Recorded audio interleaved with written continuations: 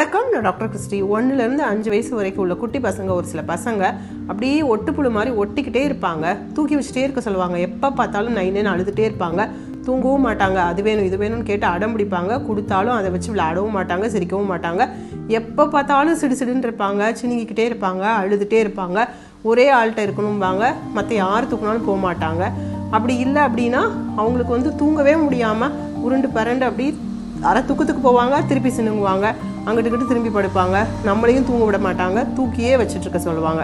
இந்த மாதிரி இருக்கிற பேரண்ட்ஸ்க்கு தான் அந்த குட்டி பசங்களை வச்சுருக்கிற கஷ்டம் புரியும். அப்படி உங்கள் குழந்தைங்க நைன்னு அழுதுகிட்டே இருக்காங்க, அவங்கள என்ன பண்ணாலும் சமாதானப்படுத்தவே முடியலை, எப்போ பார்த்தாலும் சினிக்கிட்டே இருக்காங்க, என்ன காரணத்துக்காக அழுகிறாங்கன்னே புரியலை அப்படின்னா ஹோமியோபதியில் கெமமில்லா அப்படின்னு ஒரு மெடிசன் இருக்குது. இதை நம்ம கொடுத்தோம் அப்படின்னா எந்த வீரியத்தில் எவ்வளோ நேரத்துக்கு ஒருக்கா எப்படி கொடுக்கணுங்கிறத நீங்கள் டாக்டர்கிட்ட கேட்டுக்கோங்க.